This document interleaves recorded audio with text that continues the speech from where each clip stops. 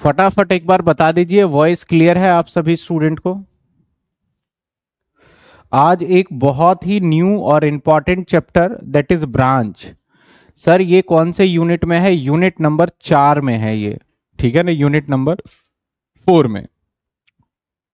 आइए देखते हैं कि ब्रांच का मतलब क्या है और ब्रांच क्यों पढ़ते हैं। हमारा टॉपिक का नाम है sir branch account. Branch account, sir ये ब्रांच अकाउंट होता क्या है, आइए देखते हैं। हम बात कर रहे हैं सर ब्रांच का।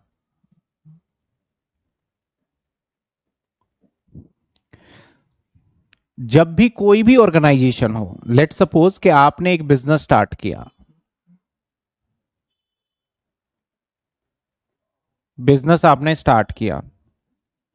अब अगर आप अपने बिजनेस को बहुत बड़ा करना चाहते हो, बिजनेस को अगर बहुत बड़ा करना चाहते हो, तो आप एक ही लोकेशन पे बैठ करके अपने बिजनेस को बड़ा नहीं कर सकते। लेकिन हाँ, नाउ ऑनलाइन की वजह से कुछ हद तक पॉसिबल हो गया, लेकिन 100% विजिबिलिटी नहीं हुआ है।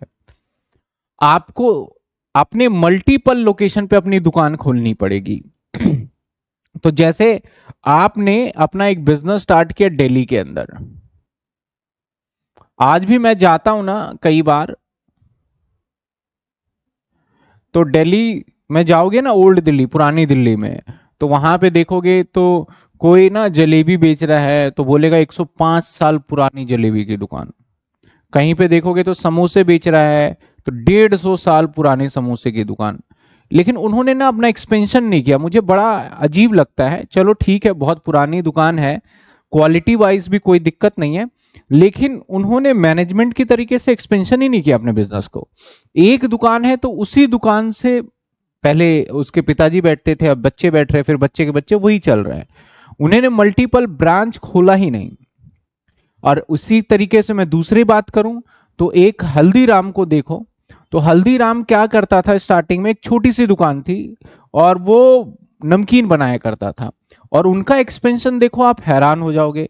हर बड़े मॉल के अंदर आपको हल्दीराम का एक आउटलेट मिल जाएगा, सिंपल सी बात है। और हर जगह मिल जाएगा। नॉर्मली अगर आप दिल्ली में हो, इनफैक्ट आउट ऑफ दिल्ली भी जाओगे तब भी आपको पूरे इंडिया के अंदर मिल जाता है। तो एक जो मेन होता है ना, जहां पे बिजनेस होता है, वो जो मेन, जैसे जिसने दिल्ली में स्टार्ट किया था, तो ये मेन हो गया, इसको हम बोलेंगे हेड ऑफिस। हेड ऑफिस, इसको बोलते हैं हम हेड ऑफिस, जिसको मेन बोला जाता है, जहां से ना उसका सारा काम ही स्टार्ट होता है। इसके बाद आपने दिल्ली के बाद अब अलग अलग खोल लिया। मान लेते हैं कि दिल्ली के अंदर ही आपने, दिल्ली में ही पहले आप जो अपना बिजनेस स्टार्ट कर रहे थे, लेट सपोज सीपी में है, अब आप आ गए रानी बाग में। अब रानी बाग में भी आपको सक्सेस मिल गया, आपके नाम को जानने लगा। फिर आप धीरे धीरे एक्सपेंशन करते करते आप चले गए कहां? पंजाबी बाग।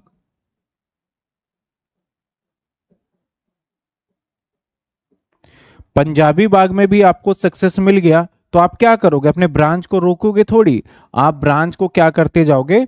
एक्सपेंड करते जाओगे। पंजाबी बाग से मान लेते हैं पीतमपुरा।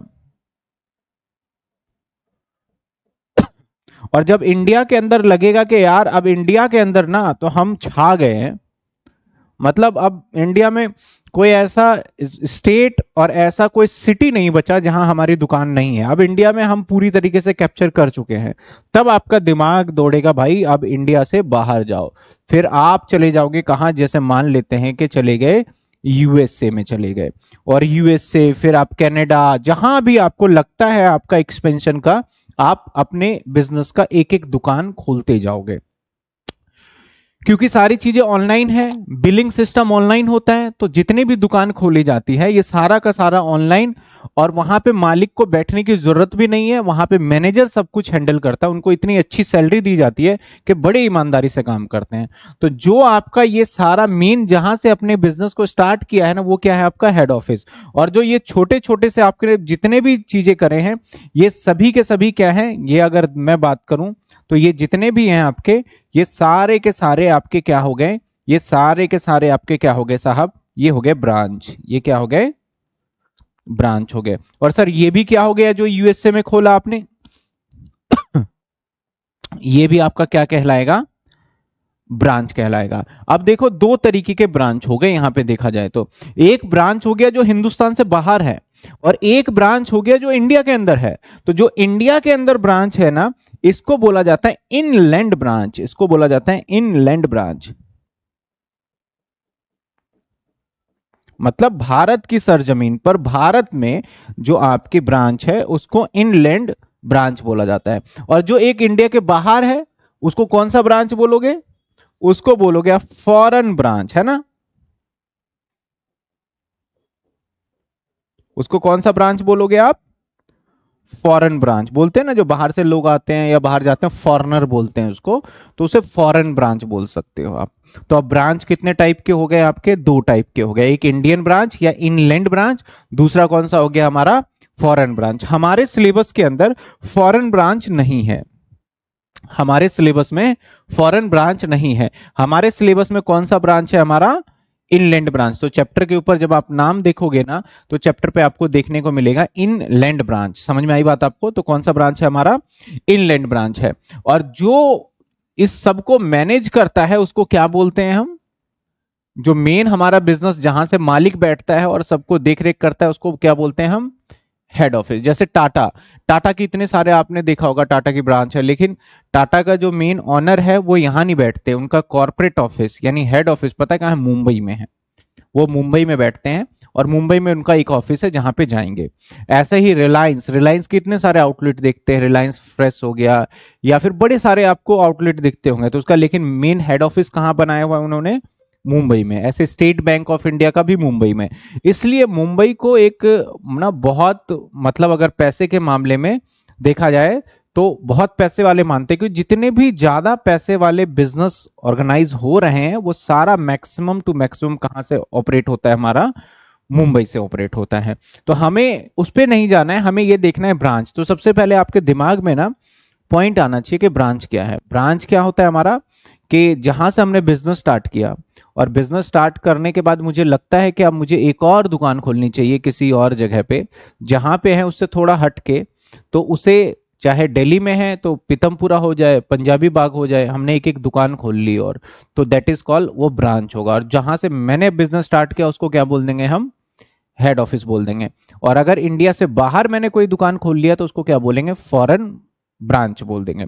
जैसे स्टेट बैंक ऑफ इंडिया आपको भारत में भी देखने को मिलेगा और स्टेट बैंक ऑफ इंडिया आपको इंडिया के बाहर यूएसए वगैरह में भी देखने को मिल जाएगा। तो वो सारे के सारे उसके कौन से ब्रांच है? Foreign branch. तो सबसे पहले तो आपको याद पता चला कि ब्रांच कौन से है हमारे, एक इनलैंड ब्रांच, एक फॉरेन ब्रांच। तो ब्रांच की कैटेगरी में अगर हम जाएं तो सर ब्रांच क्या होता है और कैसे कैसे करें? तो ब्रांच साहब दो तरीके के ब्रांच है।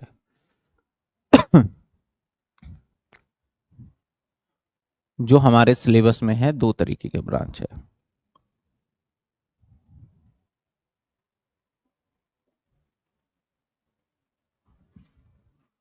एक सर है हमारा इनलैंड ब्रांच, जिसे इंडियन ब्रांच भी बोल सकते हो, इनलैंड ब्रांच। एक हमारा है इनलैंड ब्रांच।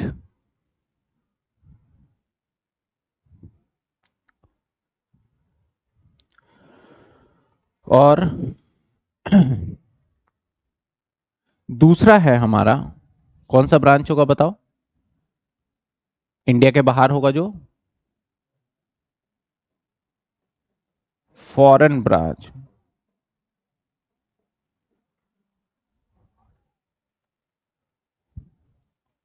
फॉरेन ब्रांच जो कि हमारा आउट ऑफ इंडिया होगा। ये हमारे सिलेबस का पार्ट है क्या? दिल्ली यूनिवर्सिटी में ये नहीं आता है। हम सिर्फ अभी जो फिलहाल पढ़ने वाले हैं वो कौन सा पढ़ने वाले हैं? Inland branch. और ब्रांच को जो चलाता है उसको क्या बोलते हैं? जो ब्रांच का जो मेन बंदा होता है, इसका मालिक कौन होता है, वो कहाँ होता है? Head office. आज के बाद ना मैं हेड ऑफिस को बड़े सिंपल शब्द में बोल दूंगा, एचओ। जब मैं एचओ बोलूंगा तो समझ जाना मैं किसकी बात कर रहा हूं इस चैप्टर में। हेड ऑफिस की बात कर रहा हूं, ठीक है ना, समझ में आ रही है बात आपको? अब ये जो ब्रांच है ना, इसके काम दो तरीके से होते हैं। ये जो ब्रांच है, इस ब्रांच के काम भी दो तरीके से होते हैं।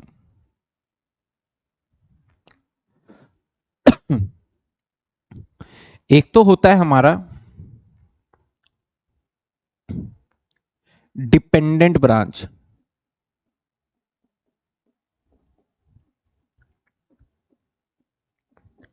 और एक होता है इंडिपेंडेंट ब्रांच।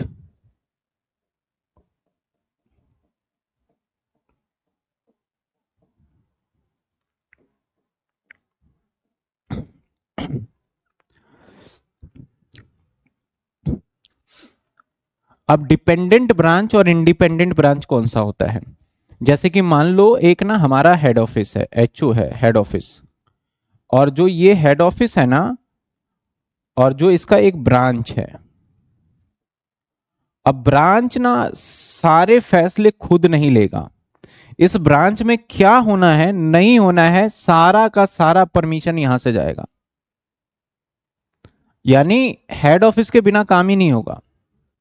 तो जो भी परमिशन लिया जाएगा वो हेड ऑफिस से लिया जाएगा। तो इस ब्रांच को आप कौन से ब्रांच बोलोगे? ये पूरी तरीके से डिपेंडेंट है या इंडिपेंडेंट है? ये डिपेंडेंट, तो इसको क्या बोलेंगे हम? डिपेंडेंट। यानी जो भी रॉ मटेरियल है वो यही भेजेगा, ये खुद नहीं खरीदेगा। वर्कर की सैलरी हेड ऑफिस देगा, वहां का बिजली का बिल हेड ऑफिस पे करेगा। यानी भैया हमने ब्रांच खोल दिया है और सारी पावर हेड ऑफिस अपने पास रख रहा है। तो ये कौन सा ब्रांच होगा? डिपेंडेंट। और एक ऐसा ब्रांच है जिस ब्रांच को हेड ऑफिस कुछ नहीं कहता, बस भाई इस ब्रांच से साल के एंड में हेड ऑफिस बोलता है प्रॉफिट कितना है मुझे बता दो, मैं अपने बैलेंस शीट में ऐड करूंगा। तो अब इस ब्रांच से कोई लेना ही देना, मतलब कि इस तरीके से है कि मैंने आजादी दे रखी है। तो ये कौन सा ब्रांच हो गया हमारा? Independent branch. तो हमारे सिलेबस में सिर्फ और सिर्फ डिपेंडेंट ब्रांच है, इंडिपेंडेंट ब्रांच भी हमारे सिलेबस का पार्ट नहीं है। तो सबसे पहले हम वट क्या पढ़ रहे हैं बिल्कुल क्लियर होना चाहिए। ऐसा नहीं कि ब्रांच पढ़ रहे हैं, ब्रांच पढ़ रहे हैं, ब्रांच पढ़ रहे हैं। तो ब्रांच आप पूरा नहीं पढ़ते बीकॉम के अंदर। मैं तो बोलता हूं कि बीकॉम का जो सिलेबस बनाया गया है, इस सिलेबस में बहुत कमियां हैं, और मेरे समझ में नहीं आ रही कि ये कमियों को दूर नहीं कर रहे। ब्रांच पढ़ाना ही था तो मेरे समझ से तो पूरा पढ़ाना था बच्चों को, ताकि बच्चा बोल सके कि हमें ब्रांच आता है। तो नहीं पढ़ाया गया, सिर्फ और सिर्फ ये पार्ट पढ़ाया गया आपको, कौन सा? डिपेंडेंट ब्रांच पढ़ेंगे। तो यहां तक होपफुली आपको क्लियर। अभी तक मैंने बस इतना ही बताया है आपको कि हम ब्रांच के अंदर कौन से हिस्से को पढ़ने वाले हैं। ब्रांच को तीन हिस्से में बेसिकली बांट दिया गया, डिपेंडेंट, इंडिपेंडेंट और फॉरेन ब्रांच। और यहां पे देखा जाए तो हम पढ़ेंगे सिर्फ और सिर्फ डिपेंडेंट। यानी हमें हर चीज, हर जानकारी किससे लेनी पड़ेगी? अपने हेड ऑफिस से लेनी पड़ेगी। हेड ऑफिस बोलेगा तो ही हम करेंगे, अदरवाइज हम नहीं करने वाले, ठीक है ना? अदरवाइज हम नहीं करने वाले हैं। Sir can you please tell me name of 10 year? 10 year जो लेंगे ना आप, शिवदास का 10 ईयर अवेलेबल है, मार्केट में आ चुका है। मैं बता दूं, शिवदास का 10 ईयर, एक ही राइटर आता है वैसे तो, शिवदास 10 ईयर। और मैं आप सभी बच्चों को एक बात बोलना चाहूंगा कि प्लीज आप 10 ईयर और बुक या हार्ड कॉपी खरीदिएगा, पीडीएफ मत लीजिएगा। पीडीएफ नहीं लेने का, देखो दो चीजें हैं। अगर आप एक आपने पीडीएफ खरीदा तो एक आपकी आंखों को भी प्रॉब्लम है। पीडीएफ खरीदा क्या, पीडीएफ तो कहीं ना कहीं से इंतजाम करोगे आप। एक आपके मतलब के प्रॉपर तरीके से आप पढ़ भी नहीं पाओगे, पेपर से प्रॉपर क्वेश्चंस भी नहीं कर पाओगे, और आंखों को भी दिक्कत है। दूसरा प्रॉब्लम यह है कि आप कहीं ना कहीं जब ज्यादा पीडीएफ लेने लग जाओगे या बच्चे सभी पीडीएफ से पढ़ने लग जाएंगे, तो आपको मार्केट के अंदर स्टडी मटेरियल मिलना बंद हो जाएगा। इस बात का ध्यान रखना, क्योंकि जब पब्लिशर का बिकेगा नहीं तो वो बनाएगा नहीं, और नहीं मिलना बंद हो जाएगा तो आप समझ लो, मैं गारंटीड कहता हूं, अगर 10 ईयर जो कि आप पढ़ोगे आपको धीरे धीरे पता चलेगा, अगर मार्केट में 10 ईयर के जो पब्लिशर है उन्होंने अपना काम बंद कर दिया तो 70% बच्चे डीयू के फेल हो जाएंगे, सीधा सीधा फेल। पास ही 10 ईयर के दम पे होते हैं, दूसरा कोई उनके पास ऑप्शन नहीं होता, क्योंकि आपको सब्जेक्ट्स ऐसे ऐसे दे दिए हैं, आप भी समझ रहे हो, जिस सब्जेक्ट का आपने पहले कभी सुना नहीं, और उसका मार्केट में बुक भी नहीं, और कोई पढ़ाने वाला भी नहीं, तब क्या करोगे बताओ? तो अब क्या करना पड़ता है आपको? पास्ट ईयर के पेपर देखा, उससे बना बुना के थोड़ा बहुत याद वाद करके आप लिख के आते हो, तब जाके आप पास हो पाते हो। तो सिंपल सी चीज है, क्योंकि सब्जेक्ट ऐसे ऐसे दिए हैं ना, डीयू वाले भी सोचते होंगे कि ये सब्जेक्ट हमने दिया है क्या बच्चों को। अभी देखना, अब देखो स्किल में भारत, रंगमंच, ये पता नहीं क्या, या तो उन्होंने सब्जेक्ट्स के नाम भी बदले हैं कुछ। अब भाई हिंदी है तो हिंदी बोल देते, उसको रंगमंच क्यों बोल रहे हैं आप, क्या मतलब है उसका बोलने का, ठीक है ना। तो मतलब सब्जेक्ट वही है जो पढ़ रहे हो, लेकिन उसका नाम क्या करा, बदल दिया, बच्चे परेशान हो रहे हैं। तो वो भी एक दिक्कत है, सिलेबस में बड़ी सारी प्रॉब्लम है। लेकिन अब आपने एडमिशन ले लिया है तो अब पास होके ही निकलना है और अच्छे नंबर से पास होना है। आइए ब्रांच के अंदर हम बात करेंगे डिपेंडेंट ब्रांच। अब एक ही बात करेंगे सिर्फ और सिर्फ, कौन सा ब्रांच, डिपेंडेंट ब्रांच। तो मैं अगर ब्रांच की बात करूं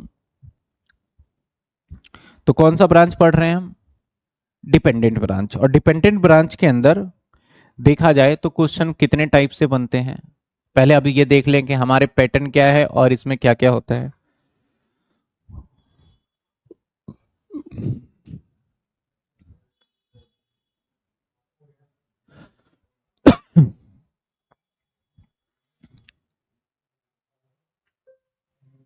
इसके अंदर एक है आपका कॉस्ट प्राइस पे, कॉस्ट प्राइस पे जब हम ब्रांच अकाउंट बनाएंगे वो बनाएंगे at a cost price. At a cost price का मतलब प्रॉफिट हिस्सा नहीं होगा।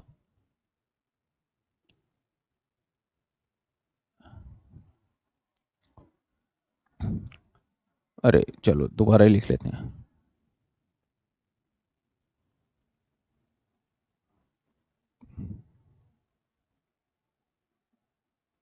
एट कॉस्ट प्राइस पे,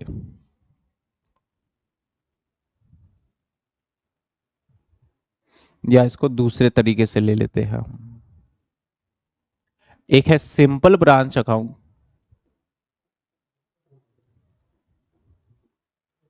ब्रांच अकाउंट, एक तो ये टॉपिक पढ़ेंगे हम।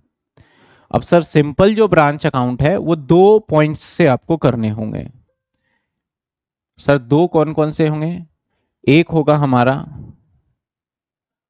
एक होगा हमारा कॉस्ट प्राइस पे, कॉस्ट प्राइस पे, और एक होगा हमारा इनवॉइस प्राइस पे,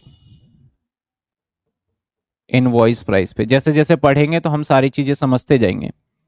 एक होगा कॉस्ट प्राइस पे और एक होगा इनवॉइस प्राइस पे, ठीक है। दूसरा होगा हमारा सेकंड टॉपिक,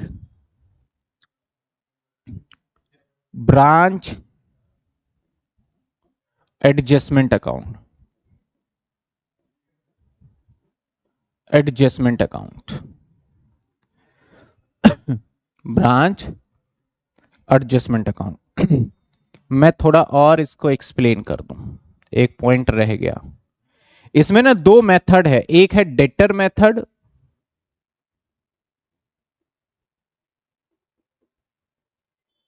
एक कौन सा मेथड है हमारा,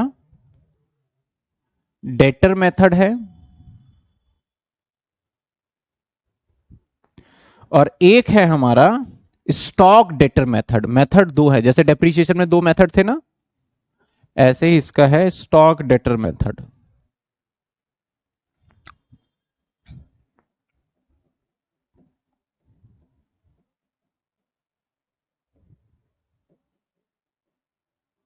एक है हमारा स्टॉक डेटर मेथड।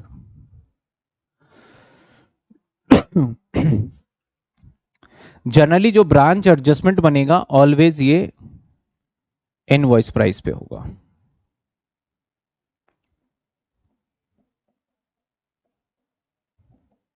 अभी सिर्फ मैं मात्र लिख रहा हूं आपके सामने, सिर्फ और सिर्फ मैं लिख ही रहा हूं, और जैसे जैसे आप सारी बातों को समझेंगे ना तो बिल्कुल क्लियर हो जाएगा। तो हम ब्रांच भी, अब देखो ब्रांच का एक छोटा सा हिस्सा कर रहे हैं, कौन से वाला,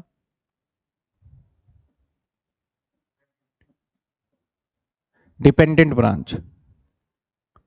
और डिपेंडेंट ब्रांच के अंदर भी दो मेथड हैं, एक डेटर सिस्टम आता है हमारा और दूसरा कौन सा आता है हमारा, स्टॉक डेटर सिस्टम। और डेटर सिस्टम में भी दो हिस्से आ गए, एक आ गया इनवॉइस प्राइस के हिसाब से और एक आ गया हमारा कॉस्ट प्राइस के हिसाब से। और यहां पे आ गया हमारा ब्रांच एडजस्टमेंट, जो कि होता है इनवॉइस प्राइस के हिसाब से ही।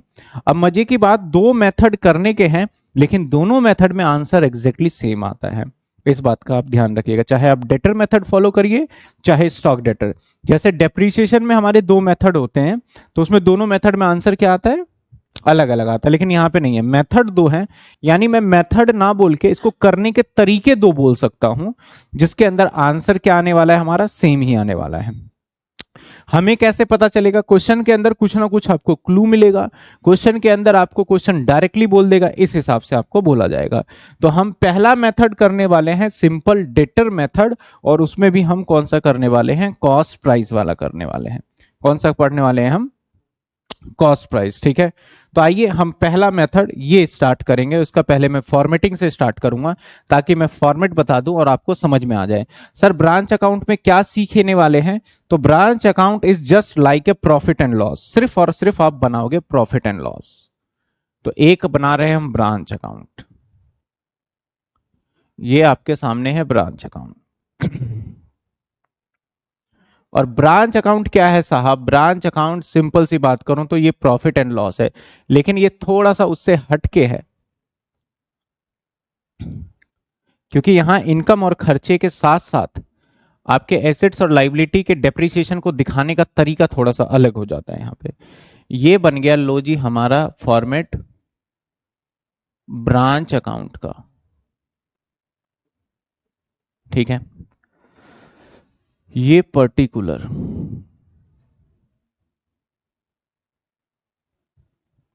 अमाउंट, पर्टिकुलर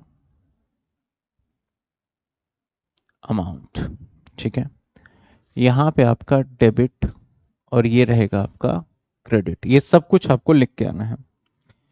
अब सबसे पहले टू में आपको लिखना है टू सन्ड्री, या फिर टू बैलेंस, वो भी एसेट के,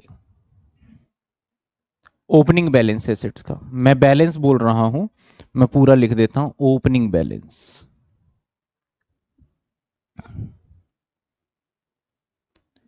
ओपनिंग बैलेंस किसके, एसेट्स के। ठीक है, ओपनिंग बैलेंस किसके। अब क्या क्या हो सकता है इसमें, जैसे लाइक आपका हो सकता है यहां पे फर्नीचर,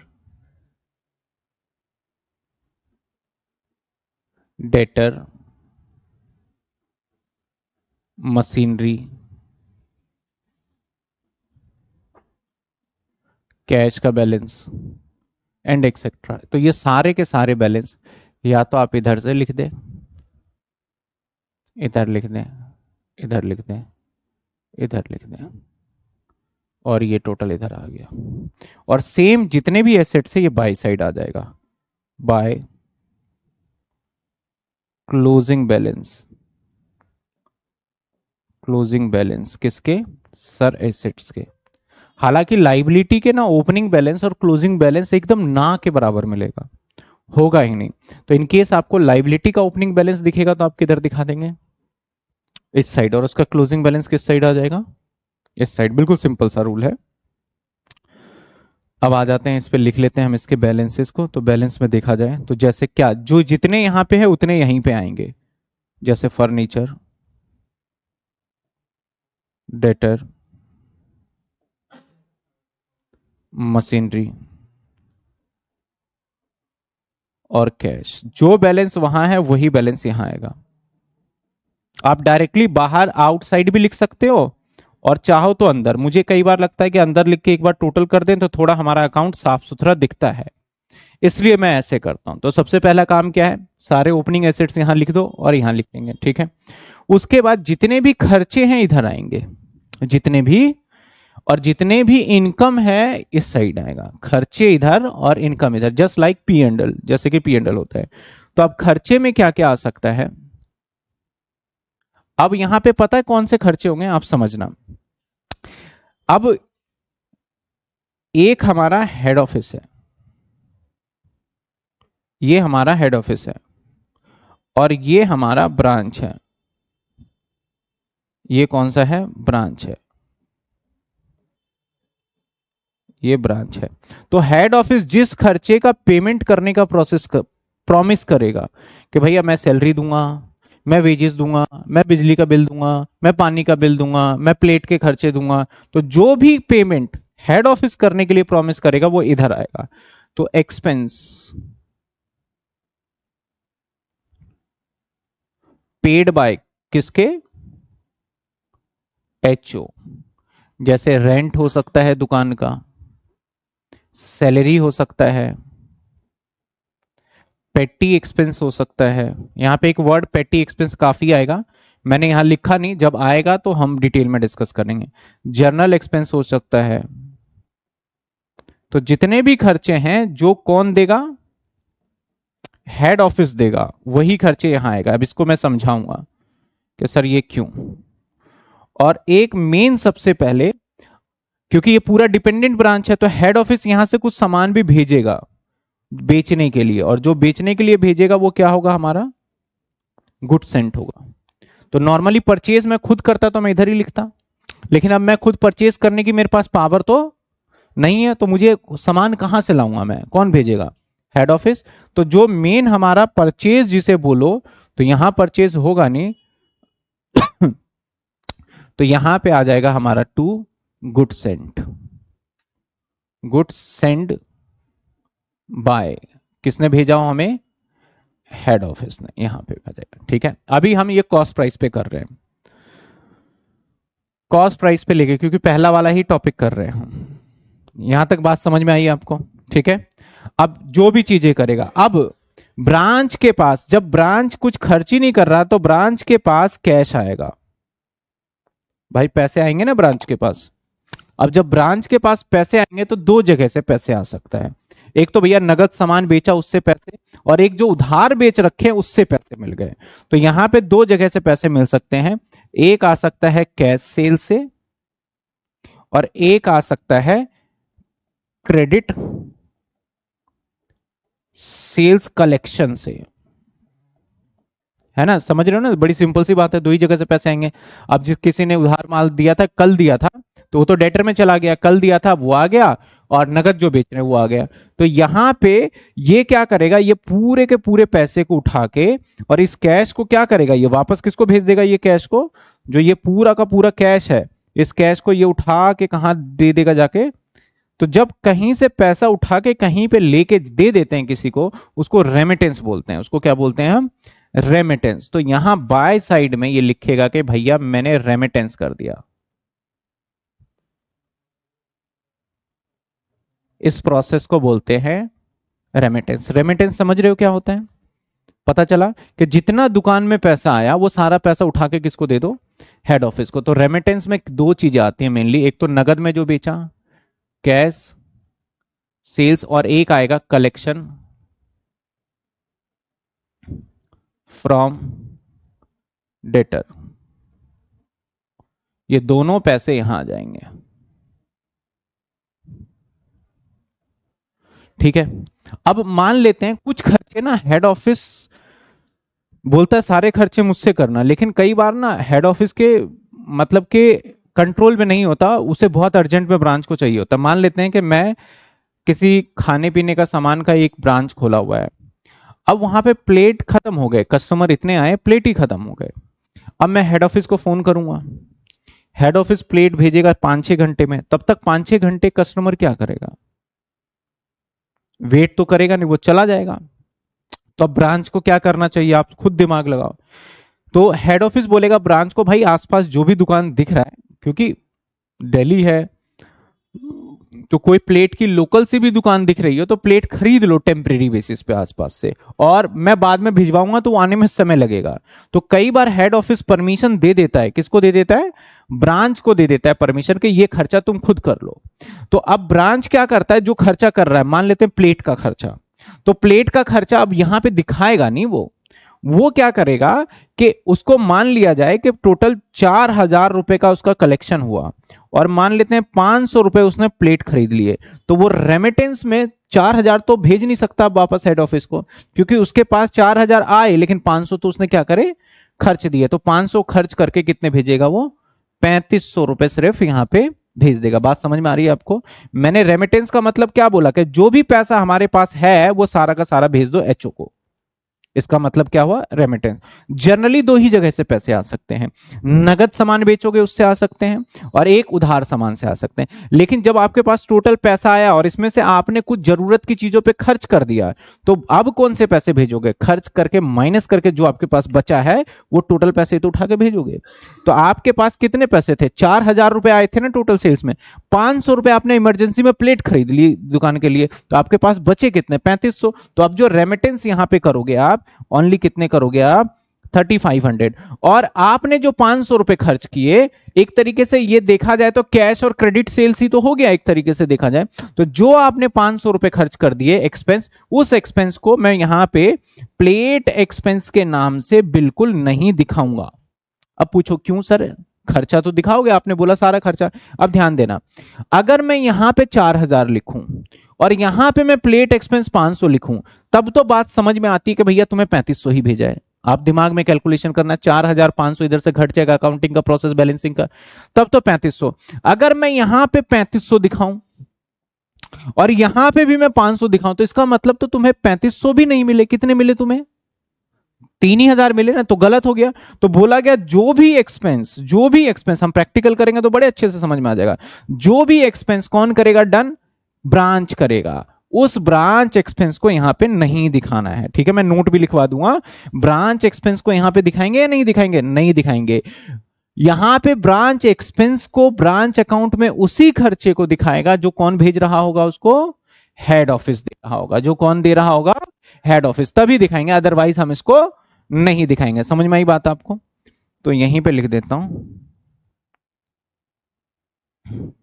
या नोट बना देंगे उसका, ठीक है? समझ में आई बात आपको? तो ये सेल्स हो गया। अब कई बार क्या होता है कि ये हमारा हेड ऑफिस है और ब्रांच के पास ना जो गुड्स इसने भेजा ना, वो गुड्स क्या हुआ? डिफेक्टेड हो गया। गुड्स क्या हुआ? डिफेक्ट निकल गया। तो अब ब्रांच क्या करेगा? उसे वापस भेज देगा हेड ऑफिस को, भैया ये सामान जो आपने भिजवाया था ये सामान खराब था। तो हेड ऑफिस को भेज देंगे। तो जब कभी भी आपके गुड्स डिफेक्टेड होंगे, तो आप इधर से, जैसे आपके पास सामान आया तो इधर लिखा, और वापसी करेंगे तो किस साइड लिखोगे आप? बाय साइड में लिखोगे, ठीक है? तो बाय गुड्स रिटर्न।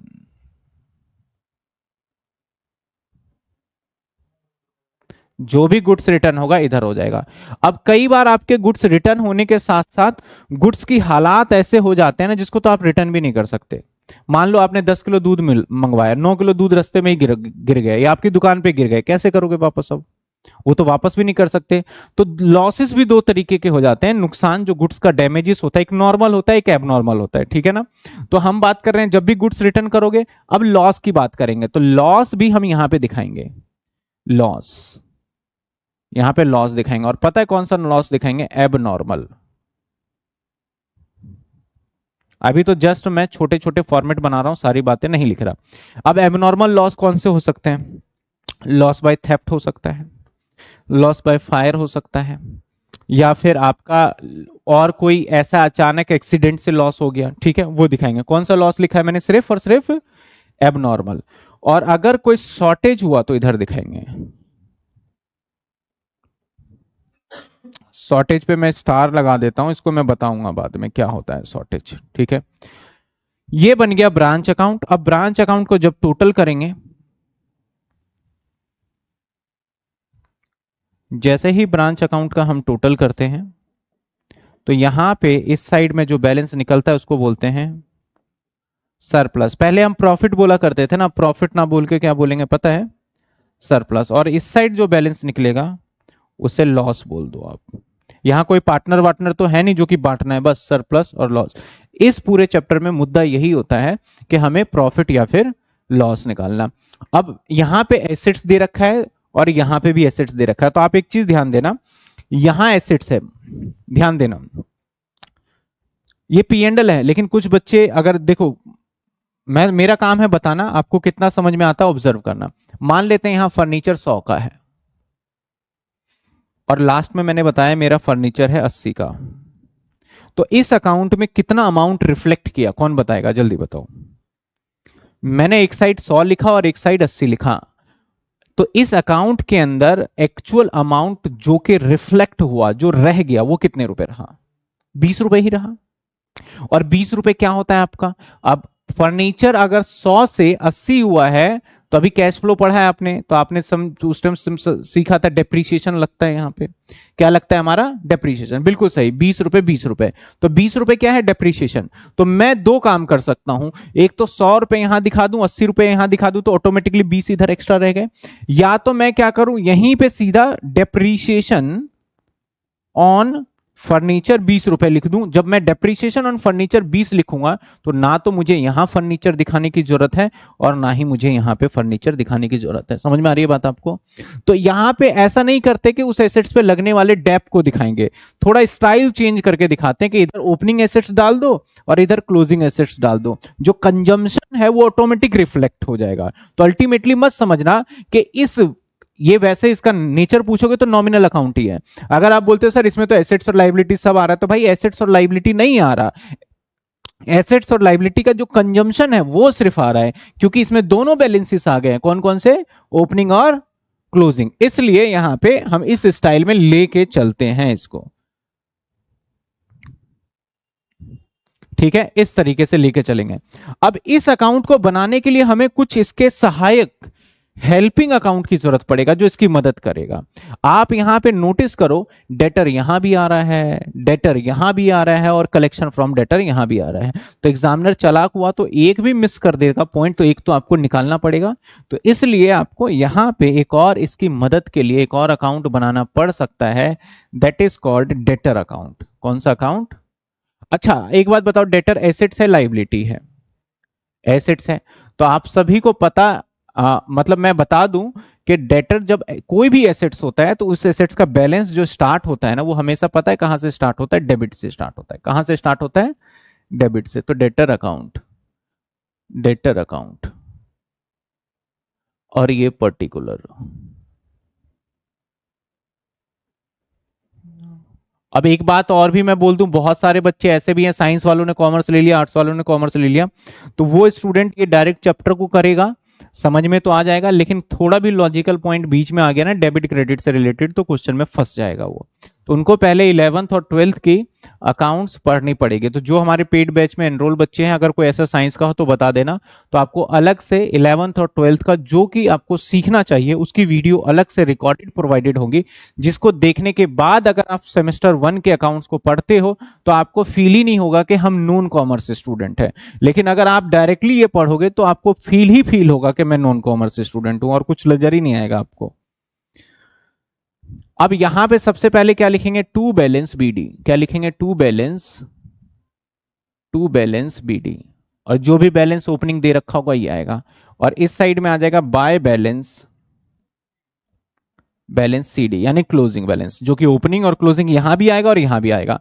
अगर आप क्रेडिट सेल्स करते हो तो यहां पे आ जाता है, क्या आ जाता है? Credit sales. हमेशा याद रखना एसेट्स अकाउंट है तो इधर से प्लस होगा, बढ़ेगा, इंक्रीज होगा, और इधर से माइनस। तो बढ़ने का रीजन क्या है? जब आपका क्या हो जाता है, क्रेडिट सेल्स करोगे तो आपका डेटर बढ़ जाएगा। पहले मेरे ₹100 का डेटर था, 200 का और बेच दिया उधार, तो 300 हो जाएगा ना।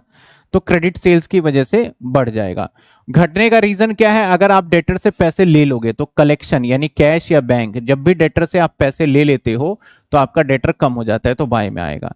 जब भी आपको डेटर आपका सामान रिटर्न कर देता है तब भी हो जाएगा सेल्स रिटर्न। जब भी आपका कोई बेड डेट्स हो जाता है तब भी आपका डेटर कम हो जाएगा। बेड डेट्स में कम होता है ना हमारा डेटर।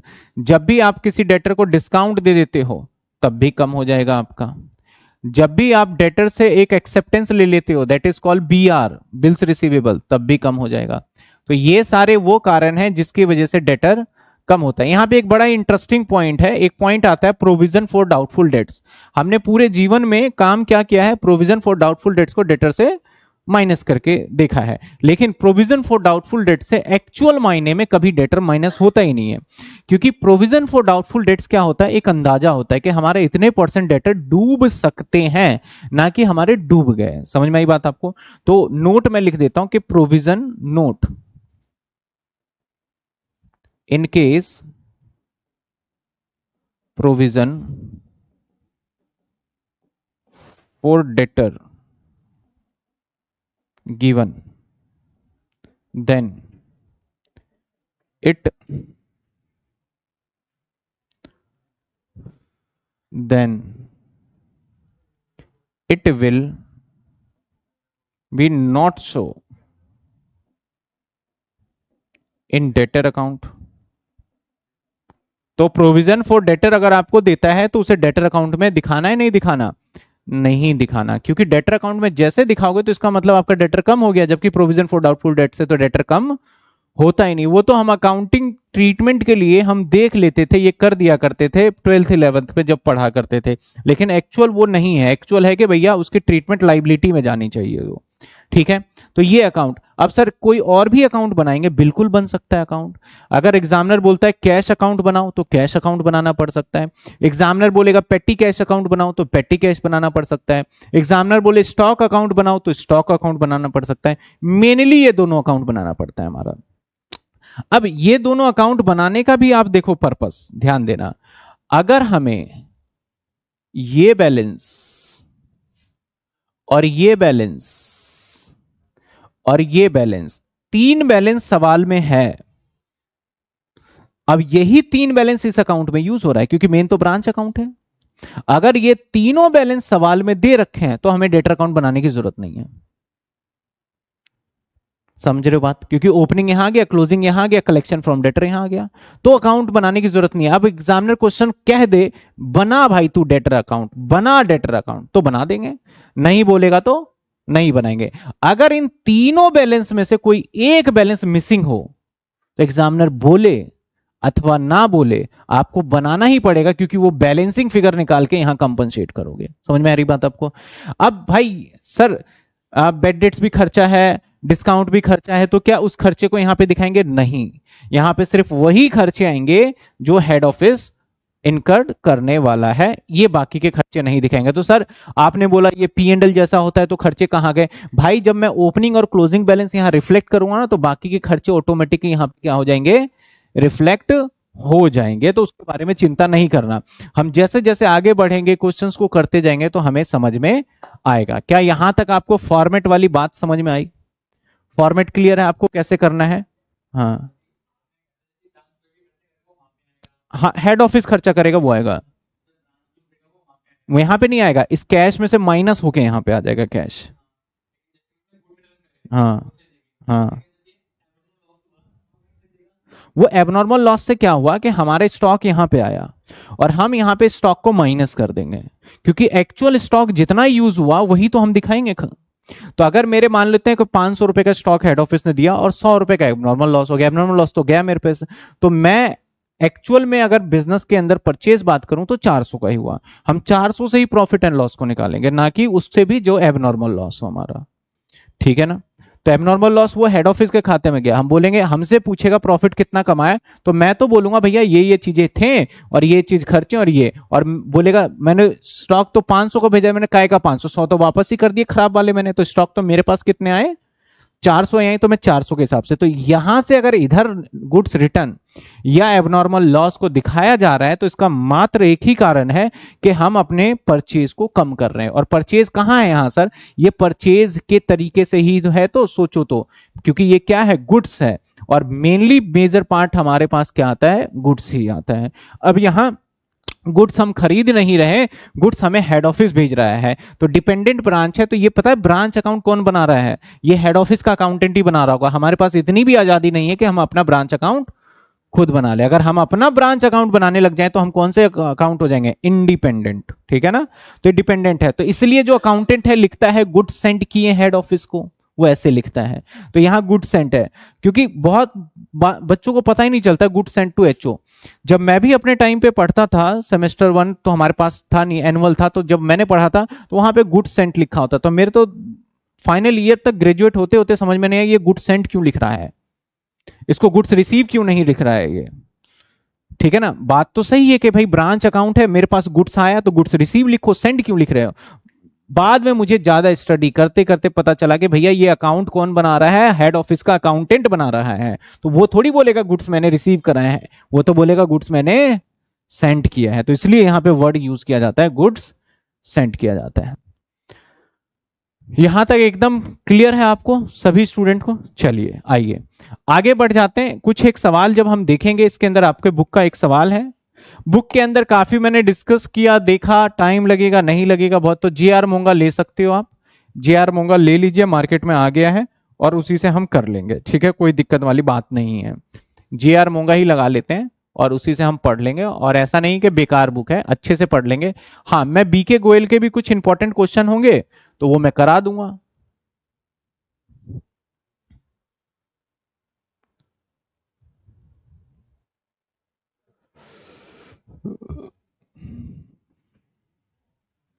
क्योंकि दोनों बुक को स्टडी करने के बाद मुझे एक बात समझ में आया कि भाई कुछ बातें, कुछ चैप्टर तो जे आर मोंगा के अच्छे हैं और कुछ चैप्टर बी के गोयल के अच्छे हैं।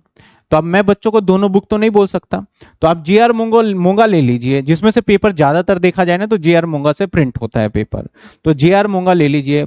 और जो क्वेश्चन, जो चैप्टर अच्छे बी के गोयल से हैं उसके मैं कुछ क्वेश्चन एक्स्ट्रा करा दूंगा इसमें, जिसमें कि आपके दोनों बुक का ही जो लेने का ऑब्जेक्टिव है वो कंप्लीट हो जाएगा, क्योंकि मेरे पास तो भाई दोनों ही बुक है।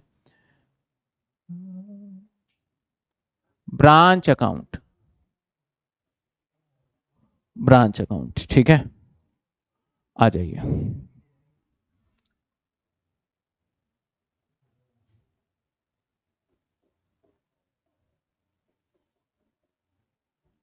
आइए देखिए, देखते हैं क्या कहता है। कहता है P and company Chennai send goods to branch Hyderabad, यानी चेन्नई में एक हेड ऑफिस है और वो अपने हैदराबाद ब्रांच को सामान भेज रहा है। The branch sell goods cash and credit, और ब्रांच के पास इतनी पावर है कि वो उधार सामान बेच सकता है और नगद भी बेच सकता है। ऑल द प्रोसीड्स, यानी जो भी पैसा रिलाइज होगा, जितना पैसा आएगा branch send to head office, और जो भी पैसा ब्रांच के पास आएंगे वो सारा का सारा क्या करेगा, हेड ऑफिस को भेज देगा, जो कि यूजुअल यही होना चाहिए। And expense met by head office, और जितने भी खर्चे होंगे वो सारे के सारे खर्चे कौन देगा, हेड ऑफिस देगा। Except petty expense which are met by branch, सिर्फ एक पेटी एक्सपेंस ऐसा एक्सपेंस है जो ब्रांच अपने पॉकेट से खुद करने वाला है। ब्रांच किससे करेगा, अपने पॉकेट से। Out of cash sent by head office, और वो भी कहां से करेगा, जो हेड ऑफिस भेज रहा है। तो भाई जब हेड ऑफिस भेज ही रहा है, मैंने 100 रुपए दे दिए उसको, तो मैं 100 रुपए सीधा यहां खर्चा दिखा दूंगा, जितना मर्जी तुम खर्चा करते रहो, वो चला जाएगा। The branch keep sales journal debtor system, कौन सा सिस्टम फॉलो कर रहा है, डेटर लेजर सिस्टम। तो मैंने बोला दो सिस्टम होते हैं, स्टॉक डेटर सिस्टम और एक डेटर सिस्टम, तो कौन सा बोला इसने, debtor system. The following transaction between the head office and branch during the month, आपका 31 मार्च तक ये हुआ। पहला बोला गया भैया हमारे पास कुछ ओपनिंग बैलेंस है, ये समझ लो आप, तो ओपनिंग बैलेंस किसके, एसेट्स के, तो यहां पे लिख लू मैं टू ओपनिंग बैलेंस क्या क्या है। अब ओपनिंग बैलेंस क्या क्या है भाई, सबसे पहले ओपनिंग बैलेंस में है स्टॉक, कितने रुपए का, 5,000 का। इसके बाद क्या है, डेटर, डेटर कितने का भाई, 3,500। इसके बाद क्या है, पेटी एक्सपेंस,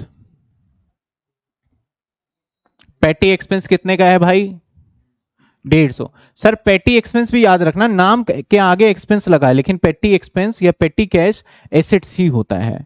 आपने 11वीं क्लास में पढ़ा होगा कैश बुक के अंदर। पेटी एक्सपेंस होता है कि हम इकट्ठा खर्चा किसी को दे देते हैं कि भाई इसमें से थोड़ा थोड़ा खर्च करते रहना, तो वो एसेट्स ही होता है। ये तीन हो गए, तीनों एसेट्स यहां लिख दिए। अच्छा पेटी कैश मैंने एक्सपेंस लिख दिया, चलो पेटी कैश कर देते हैं, ये लो कैश कर दिया, ठीक है। अब गुड सेंट टू ब्रांच, तो गुड सेंट यहां पे आ जाएगा, टू गुड्स सेंट, कितने रुपए का सामान भेजा भाई, 40,000 रुपए का सामान आ गया। इसके बाद गुड्स रिटर्न बाय ब्रांच, तो कहां आएगा बताओ, बाय साइड में, बाय गुड्स रिटर्न, किसको करते हैं पता है रिटर्न, ये हेड ऑफिस को, कितने रुपए, 2,500।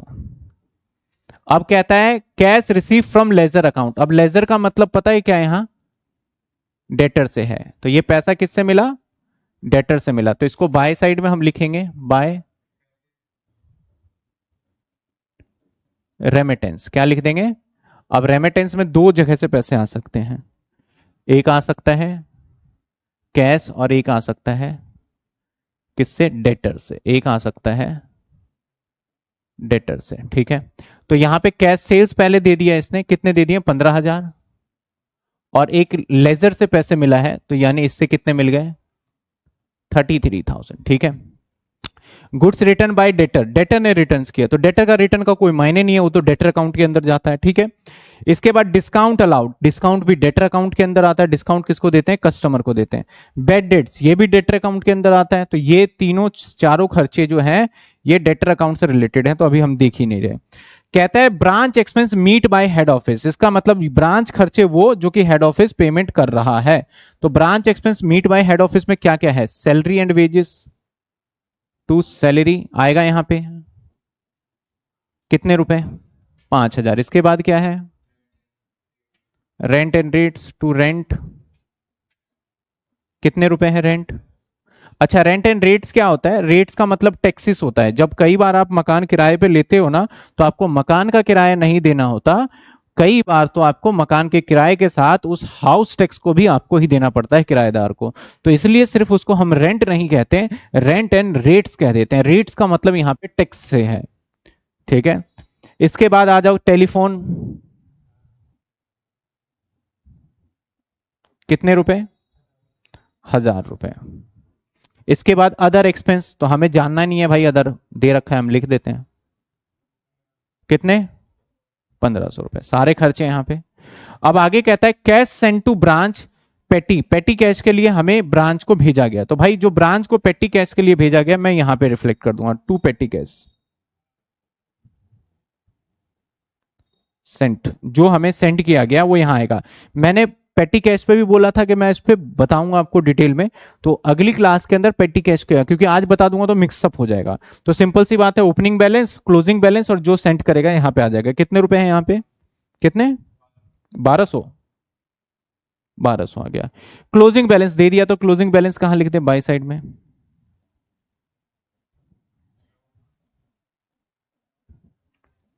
क्लोजिंग बैलेंस में क्या क्या गिवन है आपका, स्टॉक है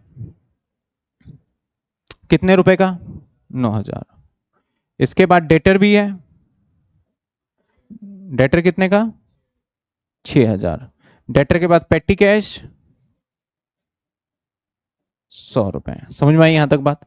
कहता है prepare Hyderabad branch account and good Saint account. Good Saint account भी मैं अगली क्लास के अंदर एक्सप्लेन कर दूंगा। गुड सेंट कुछ भी नहीं है, सिंपल बाय क्रेडिट डेबिट लिखना होता है। डेटर अकाउंट बनाने को नहीं बोला गया, और मैं चेक करूं तो मुझे तीनों जानकारी भी पता है। हमें यहां पे भी डेटर पता है और यहां पे भी डेटर पता है, यहां पे भी हमें पता चल गया, तो हमें जरूरत नहीं है कि हम डेटर अकाउंट बनाएं। एक बार तीनों चीजें आ गए, अब टोटल टोटल करना है बस आपको, सिर्फ और सिर्फ टोटल करना है। 5,000, 3,500, 150, 8,650, 40,000, 5,000 और इधर 33, 15,000, 48,000 और इधर 9,000, 6,000 और 100, 15,100।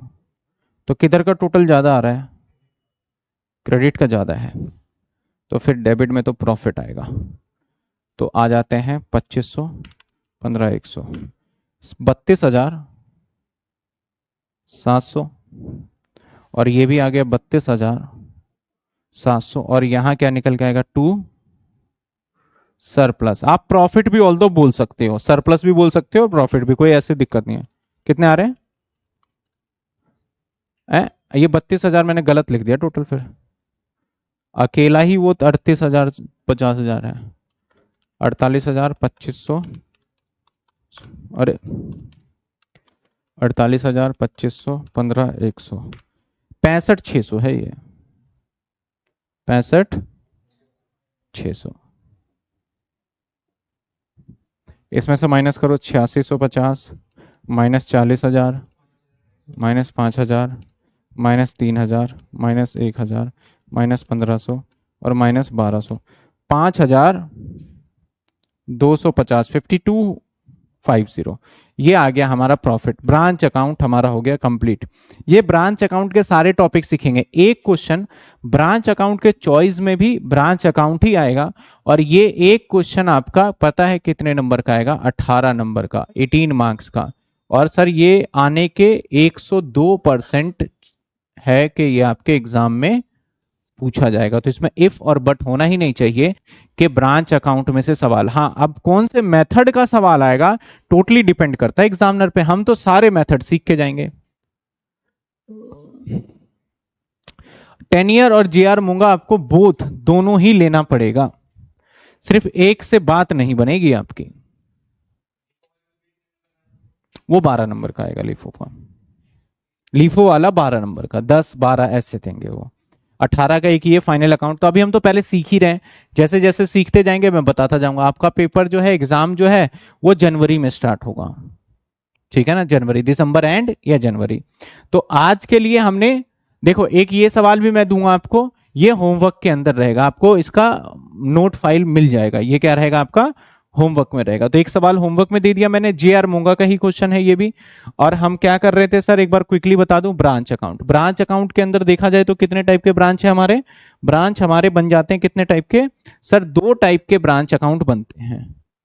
एक बनता है हमारा कौन सा ब्रांच, फॉरेन, और एक इंडियन। इंडियन ब्रांच के अंदर भी 2 टाइप बन जाते हैं, डिपेंडेंट और इंडिपेंडेंट। हम कौन सा सीख रहे हैं, डिपेंडेंट सीख रहे हैं। और डिपेंडेंट ब्रांच के अंदर भी देखा जाए तो 2 मेथड है करने के, कौन से, डेटर सिस्टम और एक स्टॉक डेटर सिस्टम। और डेटर सिस्टम में भी जाए तो 2 मेथड है, कौन सा है, कॉस्ट प्राइस और इनवॉइस प्राइस, दोनों है हमारा इसके अंदर, ठीक है। यहां तक बातें आप सभी को समझ में आ गया। किसी को कोई डाउट है तो आप यहां पे पूछ सकते हैं क्वेश्चन।